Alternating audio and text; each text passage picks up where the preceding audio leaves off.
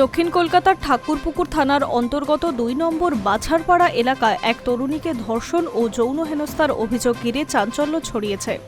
এই ঘটনায় ৩ জনকে গ্রেফতার করেছে ঠাকুরপুকুর থানার পুলিশ। ধৃতদের নাম টিঙ্কু, কৌশিক এবং বাবাই, এমনটাই পুলিশ সূত্রে জানা গিয়েছে। অভিযোগ, রবিবার ভোররাতে টিঙ্কুর বাড়িতে ওই তরুণীর সঙ্গে ঘটনাটি ঘটেছে। তরুণীর সম্মতি ছাড়াই টিঙ্কু তার সঙ্গে জোরপূর্বক শারীরিক সম্পর্ক স্থাপন করে। পাশাপাশি কৌশিকের বিরুদ্ধে যৌন হেনস্থার অভিযোগও উঠেছে। ঘটনার সময় অন্য অভিযুক্ত বাবাইয়ের ভূমিকাও খতিয়ে দেখছে পুলিশ। আমি ওর বাবাকে বলছি, ওর বাবা তো এখনো শুনলাম যে প্রতিদিন রাত্রিয়েছিল রাত 12টার পরে, আমরা শুয়ে পড়ার পরে আসি। যেহেতু এই লাইফে এই এলো আমার বাড়ি কোনো মহিলা। আচ্ছা, না না না, মানে ওই মেয়েটা না রাত্রি সারা রাত ছিল না, ভোরবেলা ডিউটি রাতে এসছে, কালকে সকালে। হ্যাঁ, মেয়েটা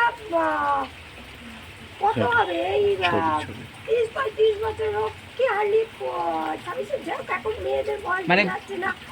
বাজে একটা পোশাক পরে, বাজে একটা পোশাক। না আমি তো চলে গেছি, আমি দেখি, আমি ডিউটি চলে গেছি। মেয়েটা ফর্সা মতো, আমারই মতো বেঁচে খাচ্ছে, দেখতে সুন্দর না, খুব একটা দেখতে সুন্দর। পুলিশ সূত্রে জানা গিয়েছে, অভিযুক্তরা তরুণীর মোবাইল ফোন আটকে রেখেছিল বলে অভিযোগ। ঘটনার পর তরুণীর অভিযোগের ভিত্তিতে তদন্তে নেমে পুলিশ মোবাইল ফোনটি উদ্ধার করতে সক্ষম হয়েছে।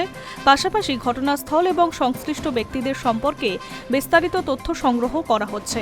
প্রাথমিক তদন্তে জানা গিয়েছে, মূল অভিযুক্ত টিঙ্কুর সঙ্গে তরুণীর পূর্ব পরিচিত ছিল। পুলিশ সূত্রে দাবি, ঘটনার আগের রাতে তরুণী স্বেচ্ছায় ওই বাড়িতে গিয়েছিলেন। তবে সেখানে যাওয়ার পর কি পরিস্থিতিতে এই ঘটনাটি ঘটেছে এবং অভিযোগে উল্লিখিত অন্যান্য অভিযুক্তদের ভূমিকা ঠিক কতটা ছিল তা খতিয়ে দেখা হচ্ছে। পুলিশ সূত্রে জানা গিয়েছে, তরুণীর বয়ান রেকর্ড করা হয়েছে, প্রয়োজনীয় মেডিকেল পরীক্ষার ব্যবস্থাও করা হয়েছে। তদন্তকারীরা ঘটনার সমস্ত দিক খতিয়ে দেখছে। পাশাপাশি ধৃতদের জিজ্ঞাসাবাদ করে ঘটনার প্রকৃত কারণ ও ঘটনার সময়কার পরিস্থিতি সম্পর্কে তথ্য সংগ্রহের চেষ্টা চলছে। সেখানে মানুষ চলাফেরা করতে পারে, সেটা নিয়েও আলোচনা হবে। দেখুন, zero tolerance to any sort of crime, আর স্পেসিফিক্যালি যখন কোনো মহিলার বিরুদ্ধে কোনোভাবে কেউ দুঃসাহস করে ক্রাইম করার, তাদেরকে কোনোভাবে টলারেট করা যাবে না। এবং সম্মানীয় মুখ্যমন্ত্রী শ্রী শুভেন্দু অধিকারী মহাশয় যেভাবে এই বিষয়ে স্ট্রিক্ট নির্দেশ দিয়েছেন পুলিশ প্রশাসনকে, যে কোনো ধরনের ক্রিমিনালকে কোনোভাবে রেয়াত করা হবে না।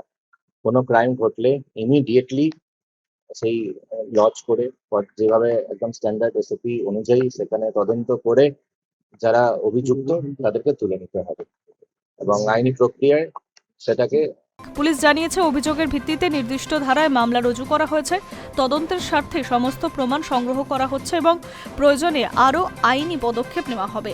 ঘটনাকে কেন্দ্র করে এলাকায় ব্যাপক চাঞ্চল্য সৃষ্টি হয়েছে। Hi News network.